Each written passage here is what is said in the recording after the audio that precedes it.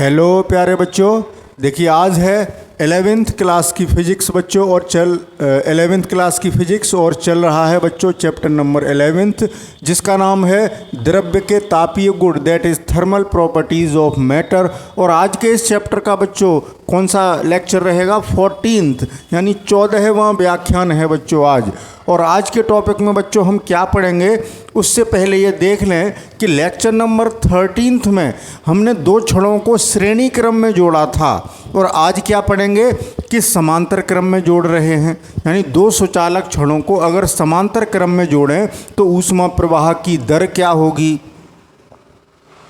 तुल्य ऊष्मीय प्रतिरोध कितना होगा, तुल्य ऊष्मीय चालकता कितनी होगी, ये चीज़ आज हमें डिस्कस करनी है। तो बच्चों यहाँ पर हम छड़ों को आज किस क्रम में जोड़ने जा रहे हैं? समांतर क्रम में दो सुचालक छड़, that is two conducting rods in parallel जोड़ेंगे। समांतर क्रम का मतलब पैरेलल जोड़ेंगे बच्चों। तो यहाँ एक फिगर बना लें, जैसे बच्चों एक छड़ बना लेते हैं यहाँ पर ऐसे करके एक छड़। चलिए मैं एक साथ बना देता हूँ, ज़्यादा जगह भी खर्च नहीं होनी चाहिए और हमारा काम चल जाए बच्चों। ठीक है ना, समझ रहे हैं आप?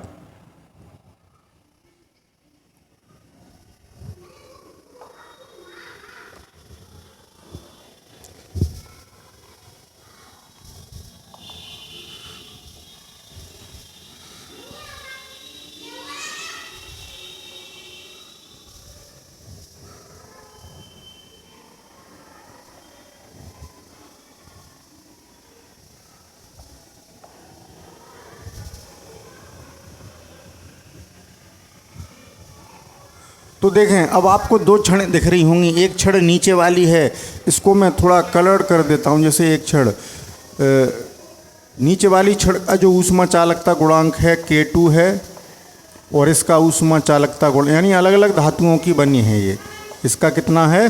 K1 है। एक छड़ ये है, ये अलग दिख रही होगी। देखो मैं ऐसे दिखाता हूँ, ये दिख रही है अलग कर देते हैं। एक छड़ ये है बच्चों, ओके, समझ रहे हैं?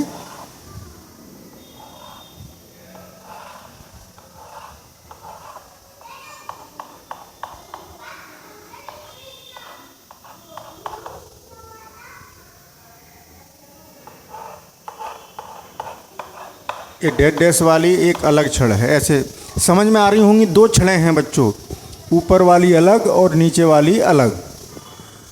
समांतर क्रम में ऐसी तो जोड़ेंगे, एक के ऊपर एक रख दी है। एक छड़ ये है, मैं डार्क कर दूं। जैसे एक छड़ है बच्चों आपके पास ये वाली, और ये है एक छड़, समझ रहे हैं? और एक छड़ ऊपर दिख रही है, दोनों एक के ऊपर एक रख दी हैं। सिंपली तौर पर अगर हम बनाएं तो ऐसे बना सकते हैं कि ऐसे अगर नहीं समझ में आ रहा हो तो इस चित्र को हम ऐसे भी बना सकते हैं कि हमारे पास इसका अगर 2 डायमेंशनल फिगर बनाएं तो हम ये कहना चाह रहे हैं कि एक छड़ ये है नीचे वाली, और एक छड़ है ऊपर वाली। इसका ऊष्मा चालकता गुणांक K2 और इसका K1 है बच्चों। ऐसे जोड़ी हैं। और कल कैसे जोड़ी थी? एक के आगे एक छड़ उसके आगे एक। आज कैसे जोड़ी हैं? एक छड़ उसके ऊपर एक। इधर से ऊष्मा देंगे तो इधर से हम हीट देंगे बच्चों, ऊष्मा इधर से दी जाएगी Q। तो अब चूंकि चालकताएं अलग अलग हैं, ऊष्मा चालकता गुणांक अलग अलग हैं, इसमें ऊष्मा प्रवाह की दर अलग होगी। तो इसमें ऊष्मा प्रवाह की दर है बच्चों H1, और इस नीचे वाली छड़ में ऊष्मा प्रवाह की दर है H2। ऐसे या तो आप ऐसे चित्र बना लेना अगर ऐसे बनाने में कठिनाई हो, या ऐसे बना लेना बच्चों। ओके, बात समझ रहे हैं? तो बच्चों ऊष्मा प्रवाह की दर अलग अलग होगी। और जबकि श्रेणी क्रम में हमने बताया था कि जब छड़ एक के आगे एक जोड़ी थी तो ऊष्मा प्रवाह की दर समान थी। यहाँ ऊष्मा प्रवाह की दर अलग अलग होंगी, इसमें H1 इसमें H2। इसका जो क्रॉस सेक्शनल एरिया है A1 है, अनुप्रस्थ परिच्छेद का क्षेत्रफल ये मान लो मोटी छड़ है और इसका A2 है, इसका ये कितना है A2 अनुप्रस्थ परिच्छेद क्षेत्रफल। अब जब एक तरफ से ऊष्मा देंगे तो टेम्परेचर समान होंगे। पिछले में क्या था, टेम्परेचर डिफरेंट थे, ऊष्मा प्रवाह की दर समान थी। यहाँ ऊष्मा प्रवाह की दर अलग अलग है लेकिन टेम्परेचर सेम है। इस क्षण का और इस क्षण का टेम्परेचर θ1 रहेगा और इसका θ2। इधर से ऊष्मा दी जा रही है, ऊष्मा इधर से दे रहे हैं बच्चों, तो ये सिरा गर्म होगा तो θ1 बड़ा होगा θ2 से। ये तप्त सिरा, ये उससे थोड़ा ठंडा सिरा, इसकी तुलना में ठंडा। गर्म ये भी होगा लेकिन इसकी तुलना में ठंडा। जैसे ये है 80 डिग्री सेल्सियस पर और ये है 50 डिग्री सेल्सियस पर, तो इसकी तुलना में ये ठंडा, ये गर्म। ऐसे ठंडा और गर्म कह देते हैं बच्चों के। तो आप ऐसे बना लेना इस चित्र को, या ऐसे बना लेना कि इसमें ऊष्मा प्रवाह की दर H1 है और इसमें H2 है, इसका क्रॉस सेक्शनल एरिया A1 है, इसका A2 है, इधर से ऊष्मा दे रहे हैं Q। तो ये चित्र न बना पाओ तो ऐसे बना लेना, इस सिरे का टेम्परेचर θ1, इस सिरे का टेम्परेचर θ2। इस तरीके से दो छड़ें हमने समांतर क्रम में जोड़ दी। लंबाइयाँ समान हैं, दोनों छड़ों की लंबाइयाँ समान हैं। कितनी लंबाई है बच्चों? L। लंबाई कितनी है छड़ों की? सॉरी बच्चों, यहाँ थोड़ी जगह कम पड़े, समझ जाना आप कि हम लंबाई की बात कर रहे हैं। लंबाई L है, ऐसे लिख सकते हैं कि छड़ों की लंबाई कितनी है? L है। यही तो है। तो आप चाहो तो ये चित्र बना लो या ये चित्र बना लो, क्या फ़र्क पड़ रहा है, समझना ही तो है। तो सबसे पहले हम क्या करें बच्चों? सबसे पहले हम निकालते हैं ऊष्मा प्रवाह की दर। नंबर 1 पॉइंट कि ऊष्मा प्रवाह की दर इस पूरे कॉम्बिनेशन में कितनी होगी। ऊष्मा प्रवाह की दर यानी rate of flow of heat, ये निकालने की कोशिश करते हैं बच्चों। पहला topic, okay, rate of flow of heat.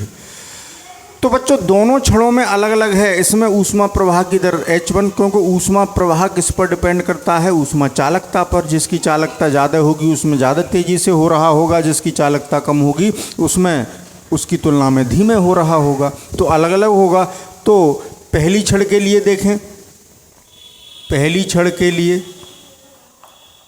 पहली छड़ के लिए कितना हो जाएगा बच्चों ये बताएं। पहली छड़ के लिए ऊष्मा प्रवाह की दर, अब मैं लिख नहीं रहा, पहली छड़ के लिए लिख देता हूँ, ऊष्मा प्रवाह की दर नहीं लिख रहा, चलो लिख दूँ। पहली छड़ के लिए ऊष्मा प्रवाह की दर, ये चीज़ तो अलग है ना, ये चीज़ अलग है, उधर का पोर्शन है दर। H1 से लिखेंगे, H1 ही लिखी है यहाँ। और ऊष्मा प्रवाह की दर का सूत्र आपको पता है बच्चों क्या होता है, यहाँ लिख देता हूँ, H बराबर KA θ1 माइनस θ2 अपॉन L। यही तो होता है, KA θ1 माइनस θ2 अपॉन L। तो जब H1 की बात करेंगे तो यहाँ K1 हो जाएगा बच्चों, K1, और इसका एरिया है A1, तो A की जगह A1। टेम्परेचर θ1 माइनस θ2 दोनों छड़ों के लिए वही रहेगा, θ1 माइनस θ2, चाहे पहली छड़ की बात करें चाहे दूसरी की बात करें, और लंबाइयाँ समान हैं अपॉन L। इसको मैं डालता हूँ समीकरण नंबर 1। अब दूसरी छड़ के लिए ऊष्मा प्रवाह की दर देखें। दूसरी छड़ के लिए, दूसरी छड़ के लिए ऊष्मा प्रवाह की दर, ऊष्मा प्रवाह की दर कितनी होगी बच्चों? बहुत आसान बात है, इस सूत्र से आप लिख दोगे, ये याद कर लिया है आपने, पिछले लेक्चर्स में सीख लिया है। K1 की जगह K2 हो जाएगा, A1 की जगह A2 हो जाएगा। लेकिन तापांतर इस छड़ का भी θ1 माइनस θ2 और इसका भी θ1 माइनस θ2, क्योंकि टेम्परेचर दोनों छड़ों के सिरों के बराबर ही होंगे, तापांतर समान होगा। तो K2A2 θ1 माइनस θ2, वीडियो के बाद में मतलब इस लेक्चर को ख़त्म करने के बाद में समांतर क्रम और श्रेणी क्रम में क्या क्या होता है वो मैं एक साथ लिख दूंगा, तो आप कभी गलती नहीं करेंगे। लंबाइयाँ समान हैं, इसकी लंबाई भी L है, समीकरण नंबर 2 हो गई। बात समझ गए। तो अब जो संयुक्त ऊष्मा दर आई, ठीक है ना, संयुक्त चालक में ऊष्मा मतलब अब दोनों को अभी हमने अलग अलग देखा, अब पूरे को एक सिस्टम मान के चलना है। एक अरेंजमेंट हो गया, एक हो गया बच्चों, अभी एक हो गया। रिसीवर गड़बड़ तो नहीं कर रहा, चलो सही है, एक हो गया। तो अब संयुक्त चालक में, संयुक्त यानी दोनों चालक छड़ें मिलके एक चालक बना रही हैं, एक सिस्टम बना रही हैं। संयुक्त चालक में ऊष्मा प्रवाह की दर, ऊष्मा प्रवाह की दर निकालें बच्चों, तो H बराबर कितनी हो जाएगी? कॉमन सेंस की बात है, H1 प्लस H2। भाई श्रेणी क्रम में तो बराबर थे, H1 बराबर H2, लेकिन यहाँ इसमें अलग है, इसमें अलग है। पूरी क्षण में देखनी है तो दोनों का जोड़ करना पड़ेगा। तो रख दीजिए वैल्यू, H बराबर H1 की वैल्यू रख दीजिए K1 A1 θ1 minus θ2 upon L plus K2 A2 θ1 minus θ2 upon L। क्या कॉमन आ गया बच्चों वो देख लें। तो H बराबर क्या कॉमन आया? θ1 माइनस θ2। आपको यहाँ दिख रहा है बच्चों θ1 माइनस θ2 कॉमन आ रहा है, वो पहले लिख लें। θ1 माइनस θ2 अपॉन L, ये कॉमन आ रहा है, यही तो आ रहा है, और ये कॉमन है। फिर इस कॉमन के बाद अंदर क्या बचा बच्चों उसको और देख लेते हैं। भाई आपने ये कॉमन ले लिया, ठीक है ना, तो कॉमन लेने के बाद आगे क्या बचा?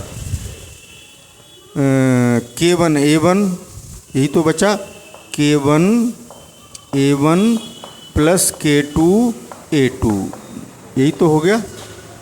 आप यहाँ छोटा ब्रैकेट भी लगा सकते हैं, कोई दिक्कत नहीं थी, मैंने बड़ा लगा दिया है, छोटा लगाना था। ब्रैकेट से क्या आपको कॉन्सेप्ट सीखना है। तो ये संयुक्त ऊष्मा प्रवाह की दर आ गई बच्चों, समीकरण नंबर 3। अब बच्चों मान लो ये दोनों छड़ें समान अनुप्रस्थ परिच्छेद की होती, यानी A1 और A2 बराबर होते। क्या होते? A1 और A2 बराबर होते। तो इसकी जगह भी A और इसकी जगह भी A, वो भी कॉमन आ जाता। तो यदि A1 बराबर A2 यानी, और वो है कितना A, तो ये एक स्पेशल कंडीशन है। स्पेशल कंडीशन की बात कर रहे हैं कि अगर दोनों छड़ें सेम हैं, मतलब सेम डायमेंशन की हैं, तो H कितना हो जाता? डायरेक्ट कर लें, देखो यहाँ भी A लिखोगे, यहाँ भी A कॉमन आ जाएगा, तो इतना हो जाएगा θ1 माइनस θ2 इंटू A बटे L into K1 plus K2। छोटे ब्रैकेट में लिख देते हैं बच्चों, अच्छा नहीं लग रहा है। कोई मझला ब्रैकेट आया नहीं, छोटा ब्रैकेट लगा दिया, कपड़ा कहाँ गया, साफ भी करना है। क्या फ़र्क पड़ रहा है बच्चों ना, इतना समझ रहे हैं? बात समझ आ रही है आपको? तो ये इक्वेशन नंबर हो गई 4th।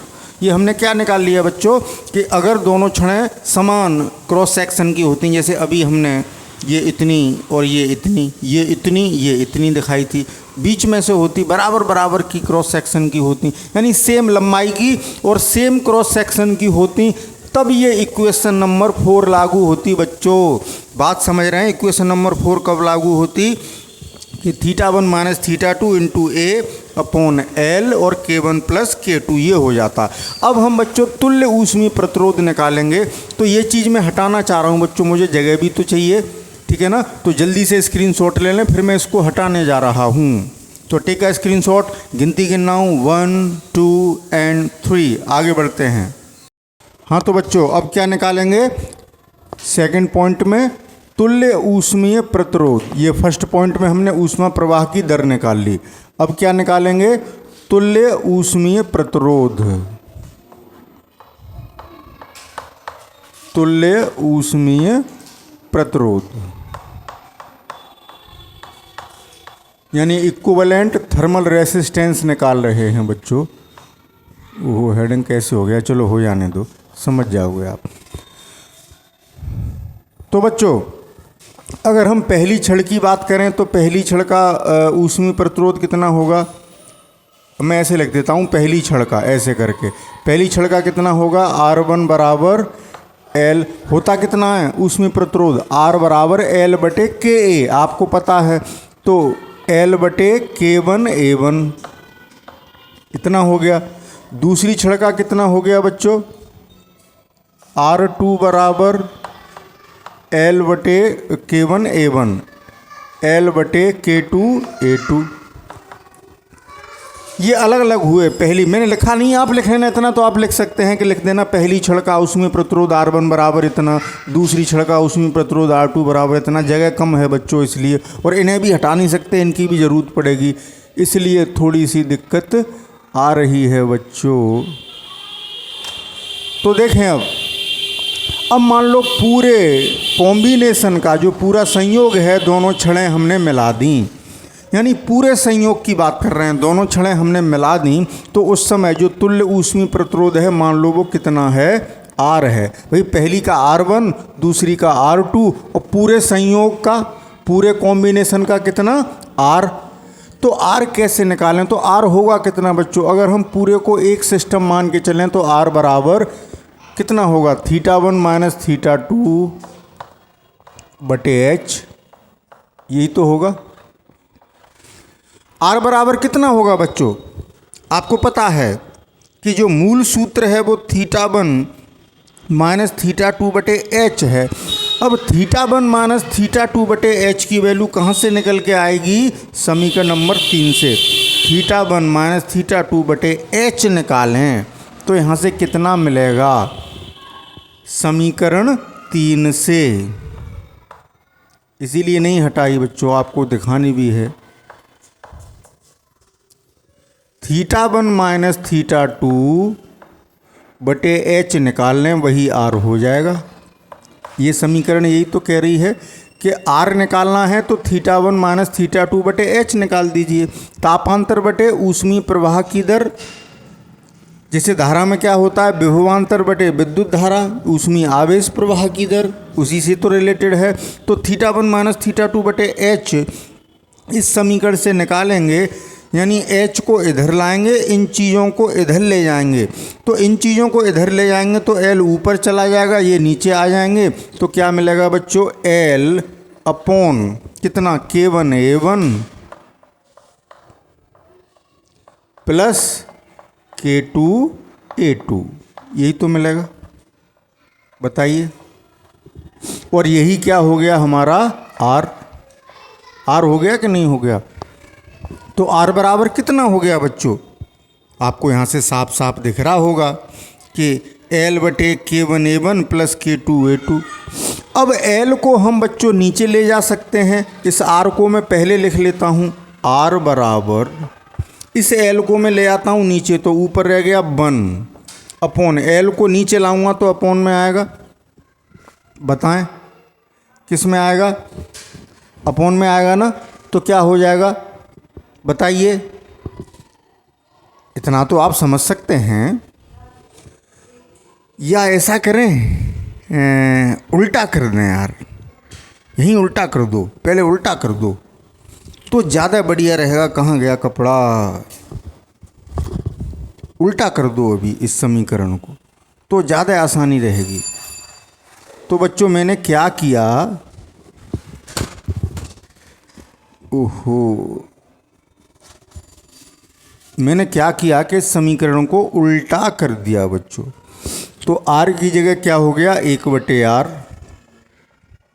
बराबर, उल्टा किया तो क्या हो गया, K1 A1 plus K2 A2 बटे L बटे L आएगा। L दोनों में है, कॉमन है, तो इसके नीचे भी L और प्लस इसके नीचे भी L। और ये वैल्यू बच्चों 1/R1 की है, देखो R1 है, L बटे K1 A1, 1/R1 कर देंगे तो ये उल्टा हो जाएगा, K1 A1 बटे L, यानी ये क्या है 1/R1। तो 1/R बराबर कितना हो गया 1/r1। समझ रहे हैं ना। अब जगह नहीं है मैं लिख के दिखाऊं। देखो r1 इतना है, इसका उल्टा आपको यहाँ दिख रहा है, ये है L/K1A1, ये है K1A1/L, यानी इसका उल्टा हुआ तो ये भी उल्टा हुआ, 1/r1 हो गया और ये हो गया 1/r2। तो ऐसे ही बच्चों वहाँ भी आपने पढ़ा था, जब दो प्रतिरोधों को आपने समांतर क्रम में जोड़ा था तब भी यही सूत्र आया था। तो जैसे ऊष्मा में सूत्र मिल रहे हैं ऊष्मीय प्रवाह में, वैसे ही वैद्युत आवेश के प्रवाह में सूत्र मिल रहे थे। तो इक्वेशन आपके सामने स्पष्ट है। और कहाँ तक पहुँच गए हैं बच्चों हम? इक्वेशन नंबर आ गई, ये कौन सी आ गई बच्चों? कौन सी आ गई? ये इक्वेशन कौन सी आ गई आपकी? कहाँ तक पहुँच गए थे? 4th तक, 5th आ गई। ओके बच्चों, तो इस तरीके से आप ऊष्मीय प्रतिरोध यानी तुल्य ऊष्मीय प्रतिरोध, इसका प्रतिरोध अगर हमें दिया है, इसका दिया है, तो व्युत्क्रम करके जोड़ दो, उससे हमें मिल जाएगा बच्चों। ओके, तो जल्दी से स्क्रीनशॉट लें। अब हम ये बात करेंगे कि तुल्य ऊष्मा चालकता कितनी होगी। जैसे इसकी K1 है, इसकी K2 है, पूरे को एक संयोग मानेंगे तो पूरे कॉम्बिनेशन की कितनी होगी वो देखनी है। तो जल्दी से स्क्रीनशॉट लें। मैं गिनती गिनना हूँ, 1 2 and 3। हाँ तो बच्चों अब आगे बढ़ते हैं, वो मैंने हटा दिया। हमें समीकरण 3 की ज़रूरत पड़ेगी, वो आपके पास नोट है बच्चों। जब वीडियो को देखा करो, पढ़ा करो, तो उसके नोट्स साथ के साथ वीडियो को पॉज करके नोट करते जाया करो। तो सब कुछ हटा दिया हमने, लेकिन इसकी हमें ज़रूरत पड़ेगी। समीकरण नंबर 3 आई थी, अभी हमने पढ़ाया था, तब आपको ये भी इक्वेशन दिखी होगी, तो वो हमने यहाँ लिख दी, पहले यहाँ आई थी। तो बच्चों अब हम तीसरा पॉइंट क्या निकालना चाह रहे हैं? तुल्य ऊष्मा चालकता। तुल्य ऊष्मा चालकता या गुणांक भी कह सकते हैं उसको, लेकिन गुणांक न कह के ऐसे ही काम चला लेते हैं। तुल्य ऊष्मा चालकता गुणांक कह लो, यानी K निकालना चाह रहे हैं। अभी क्या था? पहली छड़ का K1 था, दूसरी छड़ का K2 था। जब दोनों छड़ें मिला दी तो पूरे संयोजन का एक कुछ न कुछ तो K होगा, उसकी बात हो रही है। तो तुल्य ऊष्मा चालकता की बात कर रहे हैं। तो बच्चों पूरे संयोजन को अगर हम ये ना कहें कि एक छड़ अलग है, एक ही अलग है, एक ही मान रहे हैं, तुल्य का मतलब होता है एक ही मान है, तो ऊष्मा प्रवाह की दर क्या हो जाएगी? अगर हम एक ही मान के चल रहे हैं तो पूरे सिस्टम का, पूरे कॉम्बिनेशन का हमारा जो ऊष्मा चालकता गुणांक है वो कितना है बच्चों? K है। तो जो सूत्र होता है, क्या सूत्र होता है बच्चों? H का भी बताया था। H बराबर होता है KA θ1 माइनस θ2 अपॉन L, यही तो होता है।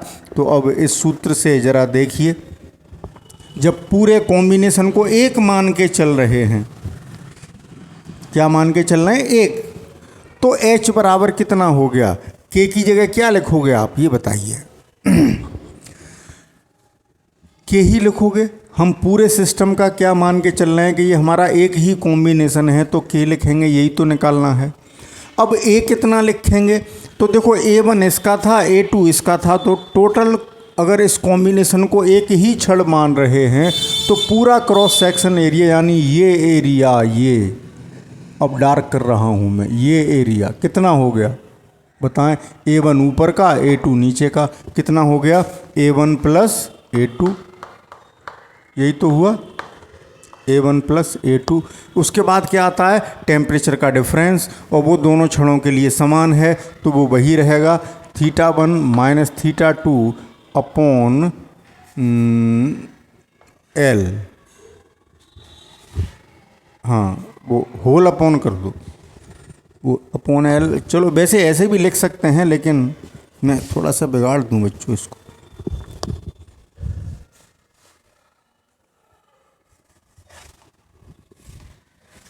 बात समझ रहे हैं? ओहो, θ1 माइनस θ2 अपॉन L, यही तो हुआ। अब अपॉन जब यहाँ आ गया तो इक्वल्स टू का साइन यहाँ आना चाहिए ना बच्चों। अभी H हमने यहाँ लिख दिया था, अब यहाँ लिख दिया, कोई फ़र्क नहीं। अब ये इक्वेशन नंबर बच्चों कौन सी आ गई? मुझे ध्यान नहीं रहा, मैंने तो हटा दी बच्चों वो इक्वेशन।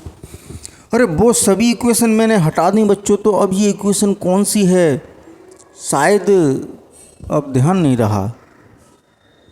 अब इसको मैं क्या इक्वेशन नंबर दूं? अब बच्चों इक्वेशन नंबर आप अपने हिसाब से सही कर लेना, मैंने हटा दिया ना बोर्ड से तो मुझे ध्यान ही नहीं रहा कि कहाँ तक इक्वेशन आ गई थी।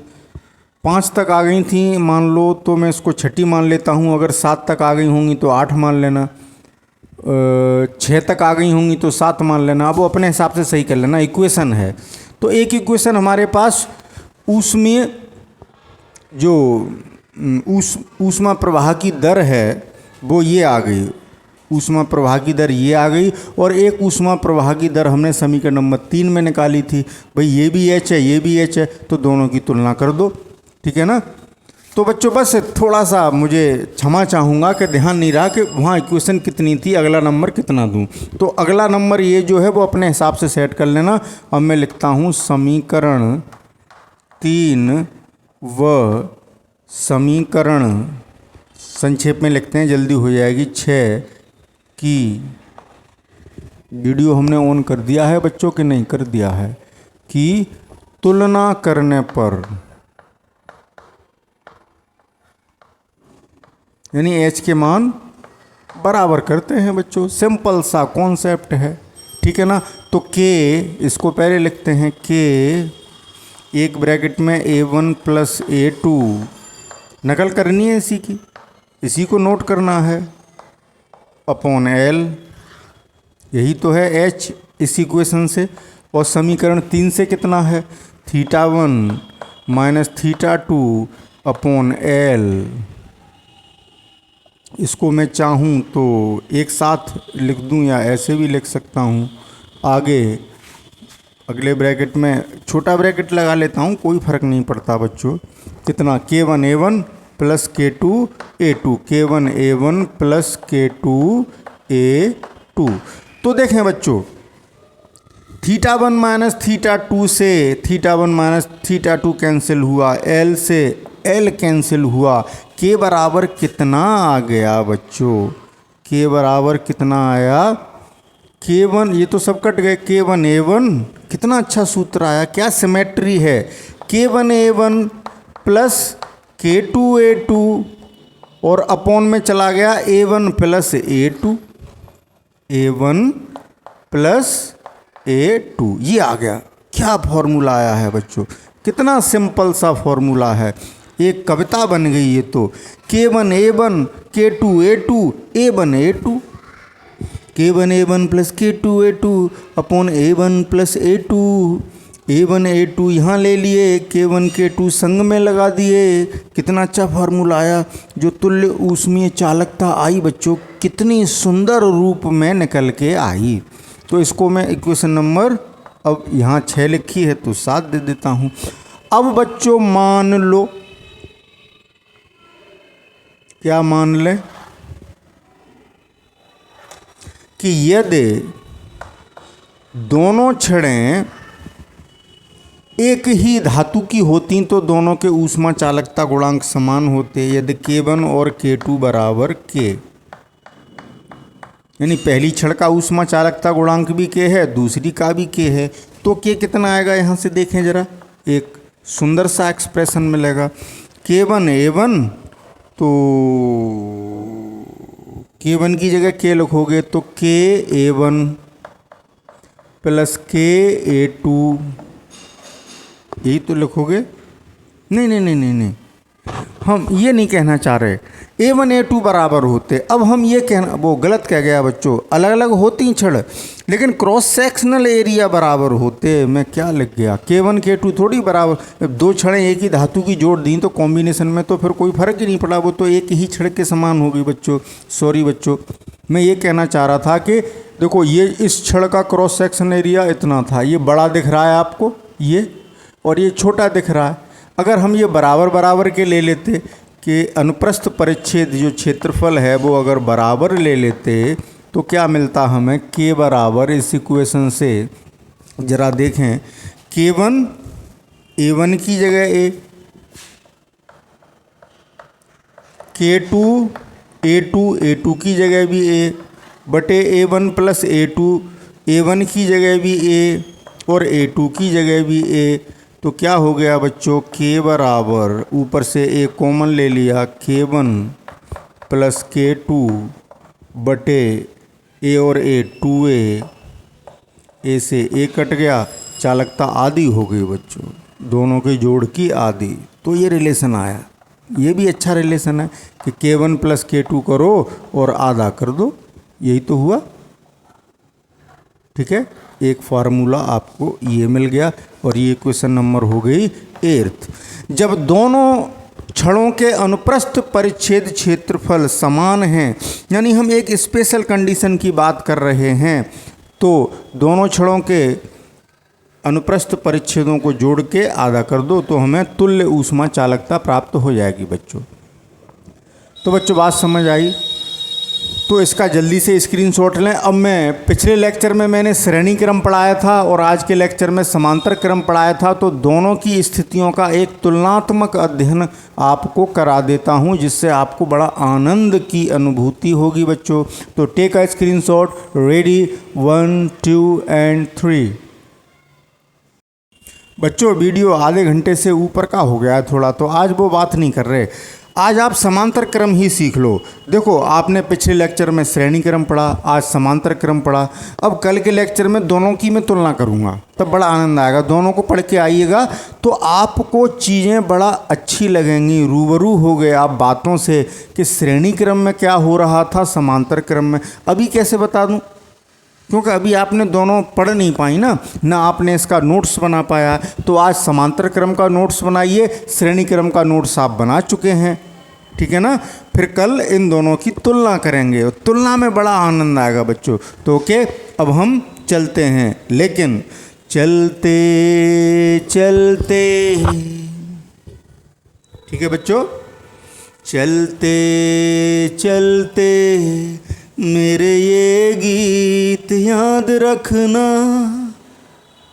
मेरी ये फिजिक्स याद रखना, कभी अलविदा ना कहना, कभी अलविदा ना कहना, चलते चलते। Okay, thank you for watching, best of luck and goodbye, again best of luck.